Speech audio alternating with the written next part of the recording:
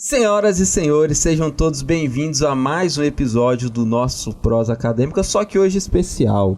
Sim, pela primeira vez temos imagens, estamos aqui também no YouTube da Univale TV, agora estamos no Spotify e no YouTube, já que nos últimos meses a gente adquiriu esse equipamento aqui para o laboratório de rádio, as câmeras, o equipamento para fazer transmissão ao vivo e gravação, e agora estamos estreando no Prosa Acadêmica, um prazer fazer parte desse projeto.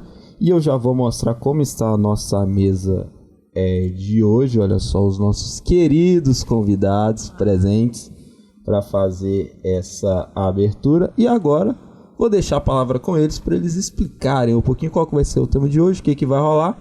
E também como que eles estão agora em saber que também teremos imagem, não seremos só mais áudio. Nossa, muito bom, hein?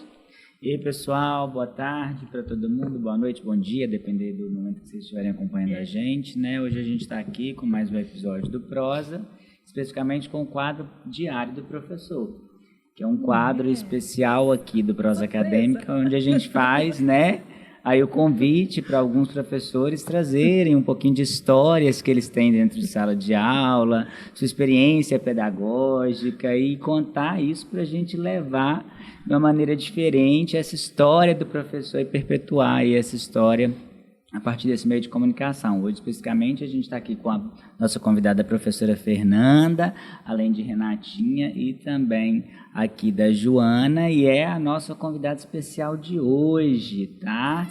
E vai trazer uma historinha aí a respeito das experiências dela em sala de aula. Adoro. Eu já começo. Por favor, aqui a casa é sua. Ah, pode ficar à vontade. Mas qualquer historinha? Eu falo que a sala de aula é um espaço realmente que a gente conta bastante história, né? Uhum. E é claro que você deve ter uma ou outra que você lembre, ou algo realmente que traz um sentimento que seja memorável, interessante. Nem sempre precisa ser engraçado, né, gente? Sim. Entendi.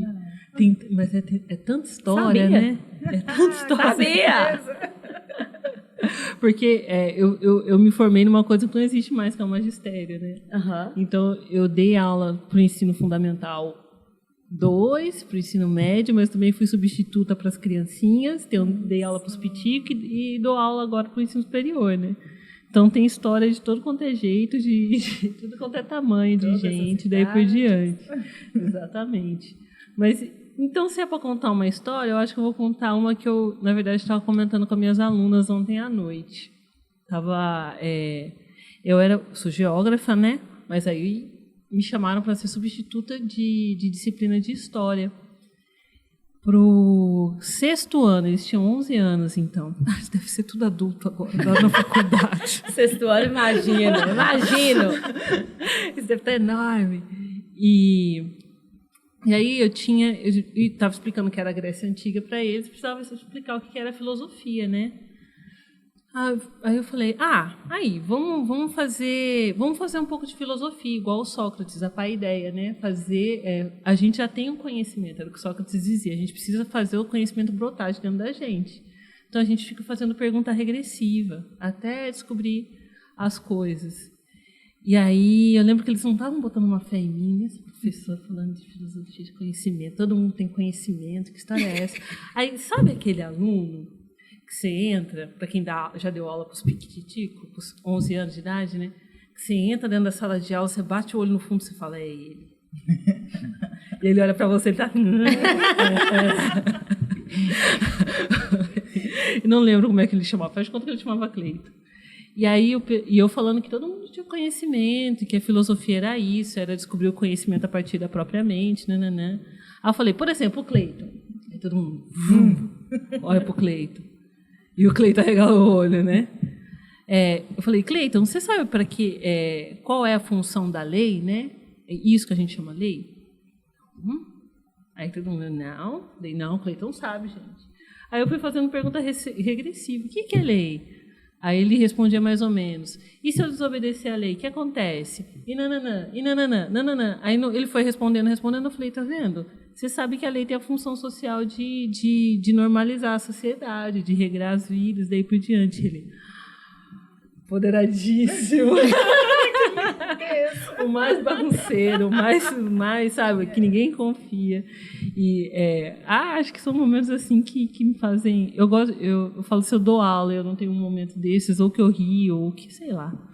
E fora que tira, né, dá aquela leveza, né, pro ambiente, porque já é tão carregado, né, porque a gente traz muitas emoções, a gente lida com muitas pessoas. Então acaba que essas histórias, eu falo que a gente tem que encontrar um ponto que elas sirvam de norte para a gente também continuar. Porque se a gente for olhar todos os outros pontos que são negativos ou que são talvez desafiadores, a gente não teria, né, tanta força que eu falo, né? Você acha isso também, Renata? Primeiro, que delícia de história, né? Ai, que gostoso, né? E eu fico pensando assim no Cleiton. Depois dessa história, um novo Cleiton. Com certeza, se não nas outras aulas, nas suas aulas, foi um novo aluno. Então, como isso é bacana, até também na questão da formação docente, né? A nossa formação não nos diz tudo. E aí são essas sensibilidades da sala de aula, e você trouxe essa história super sensível, né?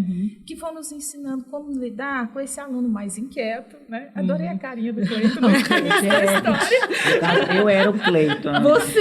Eu era o Cleiton. Quando eu estava nesse período aí, eu seria o Cleiton. Tá vendo como você também, né, Joana? Eu não, sempre fui quieta. Querida. Eu também era das mais caladinhas. Eu era o Cleiton, esse que ia estar lá no fundo, mas eu acho super legal essa experiência, porque realmente, quando você trouxe, me veio à memória aí experiências parecidas que eu tive com professores nesse período também, como essa valorização do meu conhecimento, né, a partir do momento que eu volto a atenção para aquele que muitas vezes é o que é marginalizado ali na sala, aquele que fica mais de canto, aquele que é tido como aluno não tão bom, ele se sente valorizado e vê o seu potencial sendo explorado. E às vezes rola até uma virada de chave, né? Eu era um Cleitinho lá no ensino fundamental, e justamente por conta de encontrar com professores que em determinados momentos vinham ali, faziam esse resgate, mostravam, poxa, você tem potencial, olha aqui, você já sabe, o negócio é lapidar. Eu mudei completamente meu perfil para o ensino médio, depois para a vida adulta. Eu acho que é o olhar, né? A pessoa nos olha diferente. Você fala, aí como se a pessoa falasse, como se a pessoa falasse assim, Saramago fala bem isso. É como se a pessoa falasse, nossa, eu tenho potencial. Sim, às vezes, eu tenho uma aluna, ela até fala o nome dela, Ruth.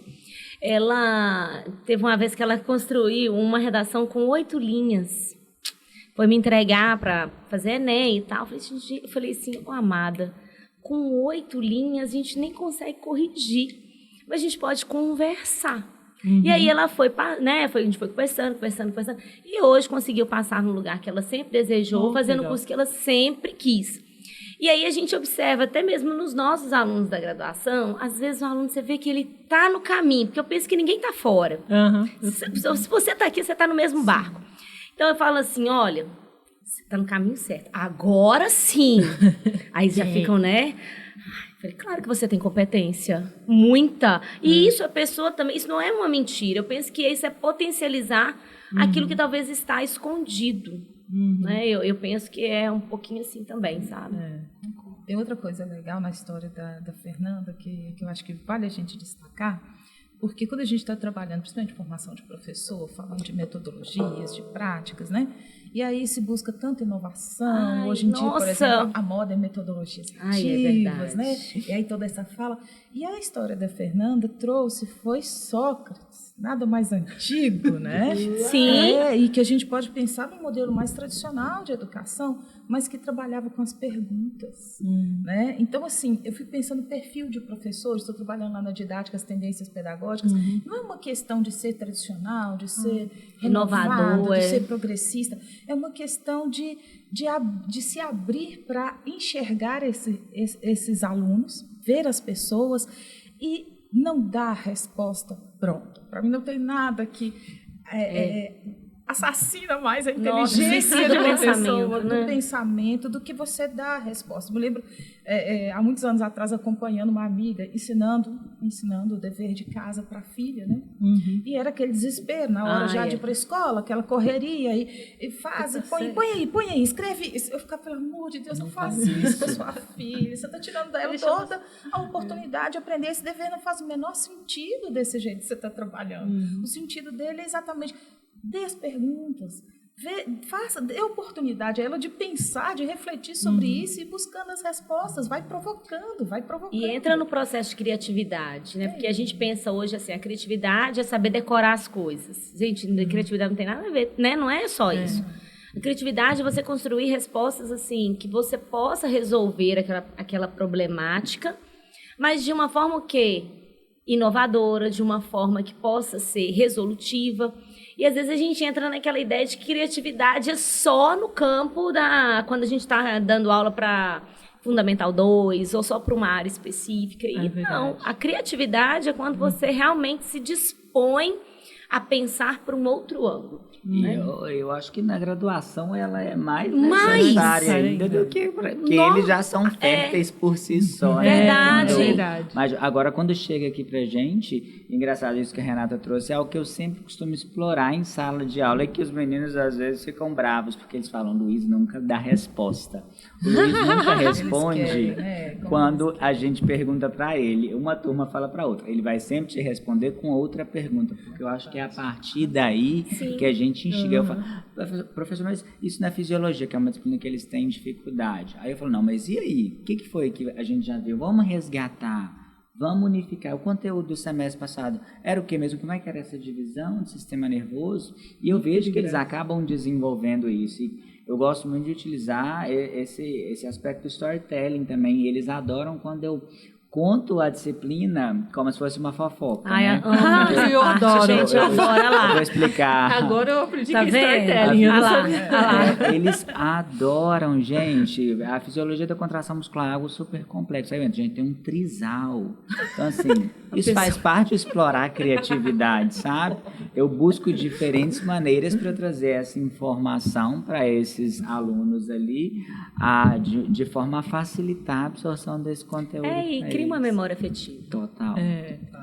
Eu sei que eu contei uma história há muito tempo de uma baronesa. Eu lembro que toda vez eu comecei a contar e eu falo assim, gente, o final você decide. Não tinha até um programa sem resgatar a nossa idade. Eu deixo o final para os grupos. Aí eles falam assim, professor, mas tem final essa história? Que você já contou só até metade, porque sempre tem umas assim, né? Fala, a história, o final foi você que deu. Ai, mas eu não queria essa. Então, você tem que ter a responsabilidade de escolher esse final. Então, assim, quando você desperta essa criatividade, faz com que eles vejam os problemas, os empecilhos, não como uma forma para pará-los, né? Mas uma forma para poder entender que isso é um processo. E viver o processo era importante. Tem uma outra coisa legal da história do Cleiton, assim, né? Que é quando a Fernanda falou assim, ele ficou empoderado, né? Que essa questão, e isso a gente vai ter na educação básica, vai ter aqui no ensino superior. O estudante sabe, não sabe que sabe, né? Essa provocação é mostrar, você sabe, você tem saber, todo mundo tem. Essa discussão que a Fernanda fez, né? A gente às vezes pode achar que isso é necessário só na educação básica, mas o nosso aluno aqui também é importante a gente levantar esses pontos, né, na sala de aula e fazer eles entenderem que eles têm conhecimento. Da insegurança, você falou. Demais. Ele sabe, não sabe que sabe. E aí ele fica inseguro. E aí é o que eu falo com eles. Você é profissional da saúde, aqui é um ambiente para a gente desenvolver isso. No meu caso, que lido, né, com áreas da saúde. Depois você vai ter que estar se à posicionando frente, né? Lá com o seu paciente. Então vamos desenvolver isso. Isso é muito importante aqui. A gente desenvolver isso, essa insegurança dele, de modo a fazê-lo ali se tornar papel produtor dessa informação e que ele esteja seguro para poder abordar quem ele vai ser enquanto ele futuro profissional. É verdade, né? Sendo da saúde, insegurança não é uma coisa que pode rolar. Nem dá tempo. Não dá tempo, exatamente. Então, se a gente pensa nas diversas habilidades que a gente quer desenvolver desse aluno, né? Não só do conteúdo, mas também dessa capacidade dele, dessa postura profissional. Sim. De poder pensar, né? de pensar. Dando continuidade, pessoal, a gente, né?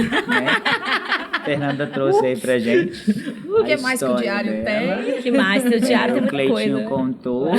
E aí agora a gente tem uma outra parte do nosso diário, que é o ponto a ponto. Então você trouxe a história, a gente explorou essa história, muito legal os aspectos aqui.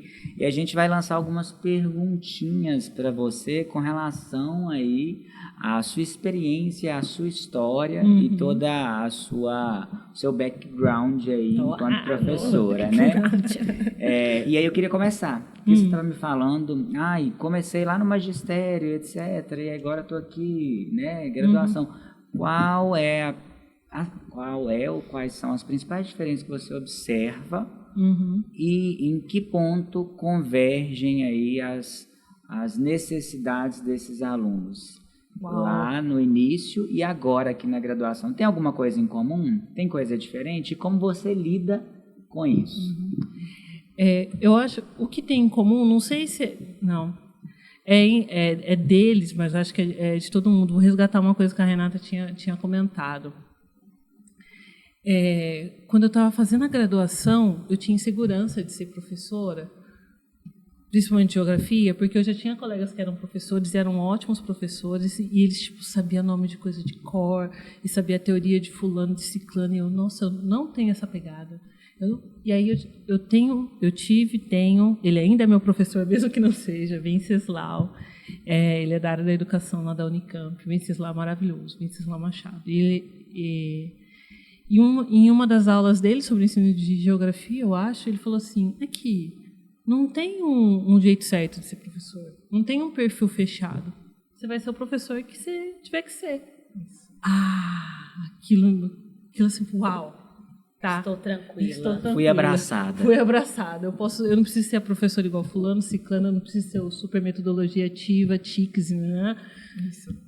E aí eu percebi que a minha pegada é provocar o pensamento, desestabilizar, provocar o pensamento. Então, isso é algo que eu faço tanto com os mais novos quanto com os mais velhos. Muda a temática, mas continua sendo grande barato e é a coisa que dá aquele estalo, que é o que a gente mais gosta enquanto professor. Eu acho que é quando a gente vê a pessoa olhar para o mundo diferente, né? Falar, e aquele barulhinho da ficha caindo? A ficha caindo. A gente chega a quebrar a quarta parede, né? Agora ele entendeu.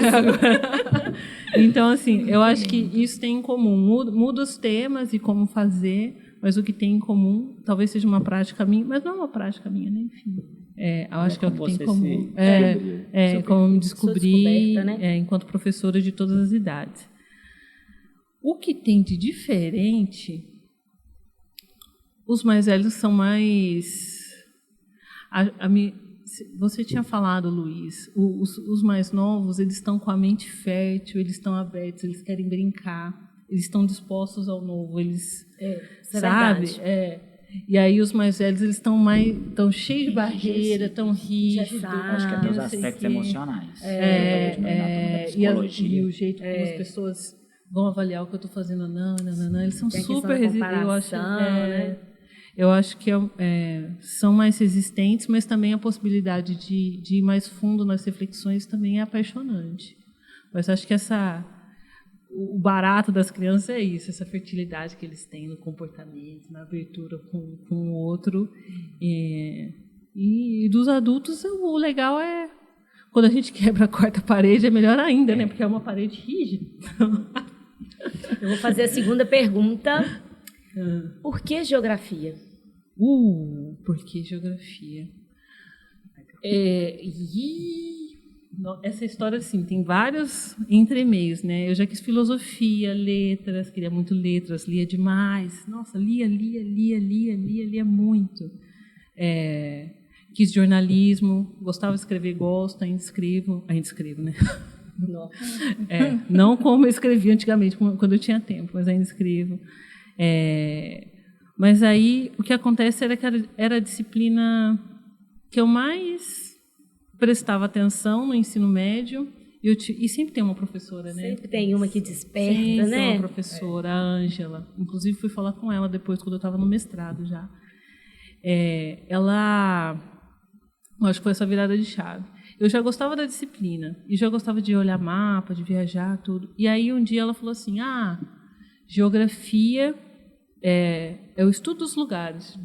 Eu estou olhando para o lugar, por que ele é assim, do jeito que ele é? E aí a gente analisa várias coisas, né, dentro da geografia. A gente analisa questões econômicas, sociais, culturais, tudo para poder compreender uma porção do espaço. E ela levou a gente para um trabalho de campo, né, em São Paulo. E a gente estava num bairro que a migração japonesa é muito forte, a migração oriental, né, que é a Liberdade. Uhum. Mas eu não conhecia, sabe, o bairro. E eu olhando, falei, gente, mas que lugar? Mas tem muito oriental aqui, mas... E aí mas não teve uma aula de história que falou de migração, de guerra, sabe? Aí cruzou duas coisas e falei, então a guerra que aconteceu não sei quando... Já começou a fazer links. E comecei a interpretar lugares. Então, aquilo me deixou assim, muito apaixonada. E ela dava chaves de leitura para a realidade, para o que estava acontecendo. Então... Acho que a grande culpada é a Ângela, a professora Ângela. Então, deixa eu a geografia é apaixonante, gente. Todo mundo cabe nela. Com certeza. Então vou trazer um terceiro ponto, tentando ligar algumas coisas que você falou aqui, tá? Quando pensar nessa questão do ser professor, da sua identidade, dessa identidade que você construiu, né, da forma de provocar, né, os seus alunos, pensar nos desafios desse ensino superior, da interdisciplinaridade, de tudo isso, né, e de quando a gente fala tanto, né, das metodologias ativas, essa atividade do estudante e a aprendizagem. O que esse caldo todo aí dá para fazer conexões? Que conexões dá para fazer e pensar nesse estudante como sujeito ativo da sua aprendizagem, independente de eu estar fazendo na sala de aula atividades, jogos, gamificação, enfim. Além disso, né? Além disso. Que é tudo legal, né? Mas... Muito legal, legal. Mas é uma questão também que eu acho que é algo um pouco do que você falou, de estilo, de identidade, que cada um constrói. Quer dizer, se eu sou um professor que não sou muito dessa identidade de jogos, quer dizer, eu não mantenho meu aluno ativo na aprendizagem. Como é que fica, né? Eu estou de fora de toda a aprendizagem, de toda a moda, e esses cursos de formação continuada para professor, né, que ensina só essas coisas legais aí, você que não gosta de tecnologia fica lá, quem sou eu? E muitas vezes passa uma ideia da técnica pela técnica para resolver o processo. Como se fosse resolver, como se fosse isso. E na maioria das vezes nem se aplica, né? Se você for pegar... Depende de cada realidade, perfil da turma, curso. A sala de aula Última. Verdade. Aqui. É difícil pensar esse caldo todo, todos esses elementos. Eu vou dar um exemplo, então. Eu vou responder exemplificando, falando da experiência que eu estou tendo agora de ter a disciplina de filosofia da educação, da pedagogia. Eu fiquei muito feliz de poder lecioná-la. E aí eu acabei de lecionar uma outra disciplina para a mesma turma. Falei, né?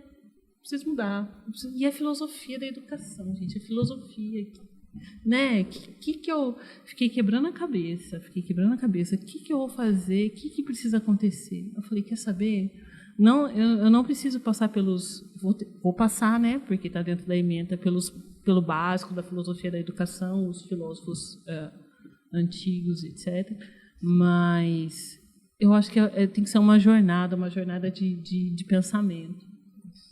Então, essa primeira etapa, a gente está com um texto só de filosofia, que é da Marilena Chauí, e a gente está lendo pedaços do texto e conversando sobre ele, e aí eu trago umas atividades, mas são atividades assim, eu falo, eu sei que vocês estão cansados, mas assim, a gente vai pensar hoje.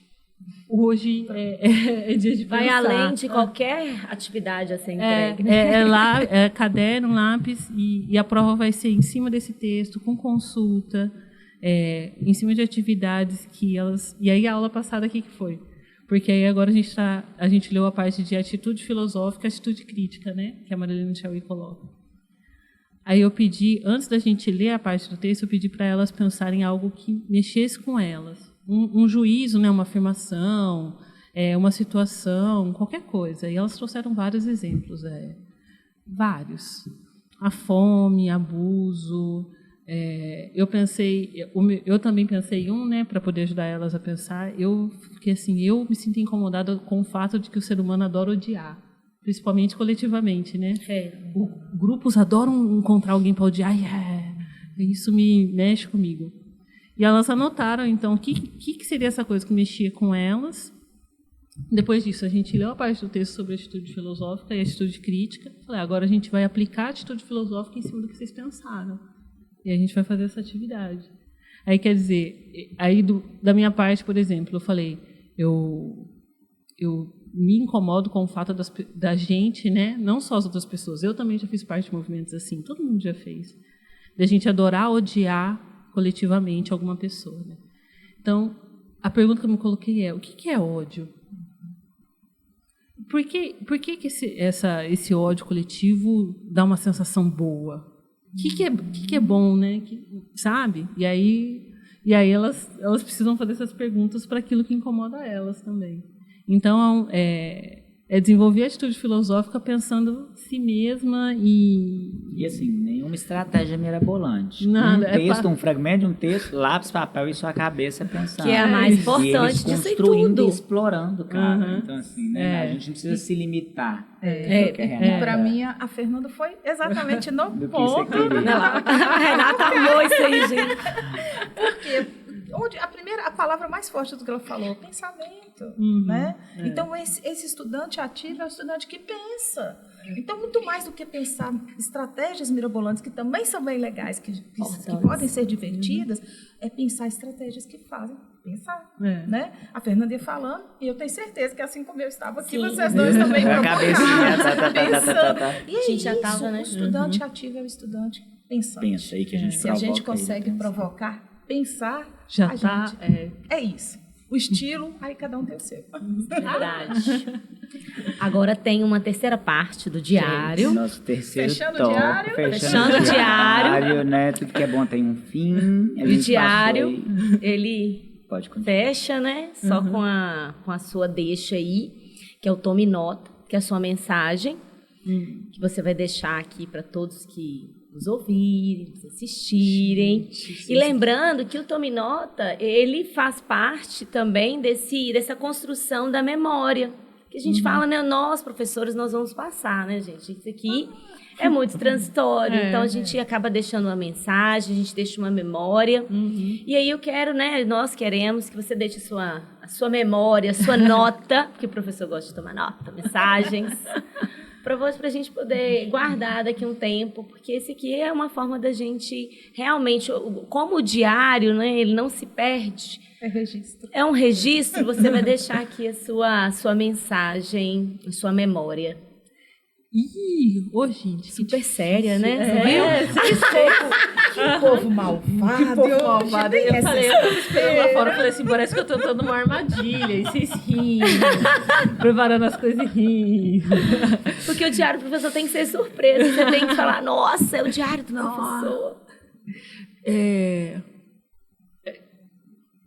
Tomar nota, eu sou das parábolas, né, pelo jeito, né? Sempre vem uma história na cabeça. Acho que sobre ser professor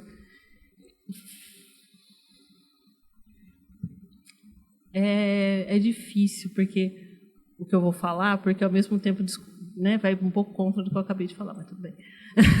Cada professor tem que ser o professor que é, né? Ponto, né? Ponto, Sim. ponto. Você é uma pessoa, então você vai ser um professor que reflete aquilo que quem você é, né? Mas ao mesmo tempo,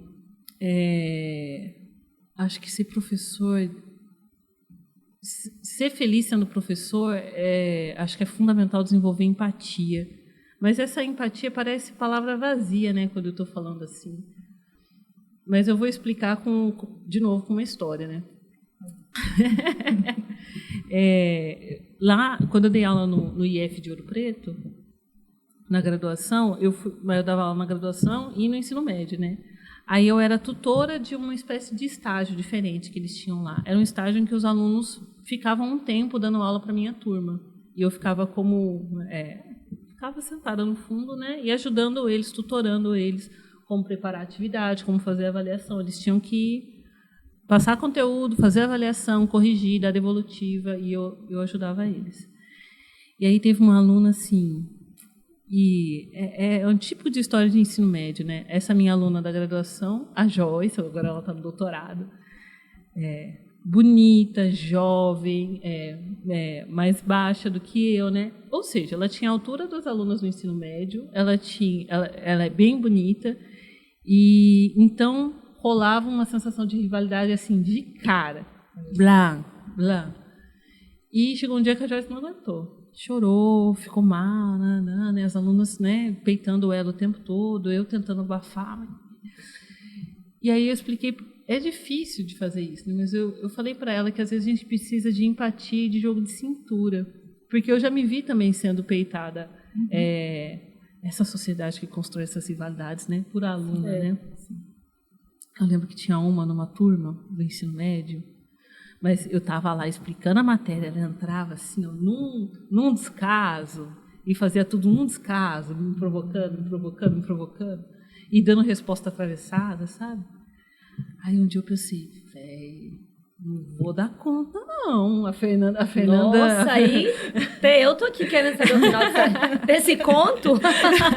Não vou dar conta dela, vou... Mas eu pensei assim, nossa, se eu brigar com essa menina, vai ser briga daqui até o final do ano. E aí entra ela no meio, assim, já tinha 25 minutos de aula, entra ela passando na frente, fazendo... Aí eu, fulano, chegou chegando, hein? Já chega assim, nananã. O que você estava aprontando? O que você estava fazendo? Professor. Não. Ela é professora, tô ligada, você estava lá no cantinho, né? Você está saindo com fulano? Acabou. Minha companheira, o resto do ano... aí ela era uma... Você fala uma técnica que realmente é quando a gente faz com qualquer pessoa, né? Desmonta. Mas não, o que você tá fazendo? Você tá bonita? Você vai, né? Parece que tem uma... E aí eu via que ela queria fazer as atividades, queria... Assim, nas outras disciplinas eu sei que não, mas ela queria estar comigo, ela queria, sabe? E... Às vezes queria ser notado, eu penso isso. Que aqueles que são mais assim, são aqueles um pouco carentes. A Fernanda preferiu o bloqueio. Dando a atenção que ela queria. É igual quando a pessoa, né? Quando você fala com a pessoa, não adianta você competir, porque eu também quero que você ganhe. Então, pra que você vai competir comigo, né? Agora, Fernanda, como você quer ser lembrada daqui a um tempo? Em uma palavra. Nossa, só dificulta. Só piora. Pra fechar com nota 10 desse diário. Tá bom, como labirinto. Nossa, super você. Ai, adorei. Adorei mesmo. E eu já te agradeço pela participação, por ter, assim, coração aberto, né, para estar conosco. Acho que quando a gente conta as nossas histórias, a gente se abre e a gente deixa aqui tudo que nós construímos, né? Tudo que está na nossa mala, na nossa bagagem. E é tão bom quando a gente consegue registrar isso de uma forma leve, de uma forma realmente que vai ser gostoso. Daqui a um tempo, a gente voltar essa imagem, voltar ao podcast, falar, poxa vida, a gente contou aquela história, nossa, fulano estava assim, eu estava assim. Então é muito bom. E agradecer também a todos que estão nos ouvindo, nos assistindo, ao nosso trio Diário do Professor. E até a próxima. Até a próxima, pessoal. Parabéns pela iniciativa. Ai, que bom! Beijo, gente! Beijo, tchau. Tchau.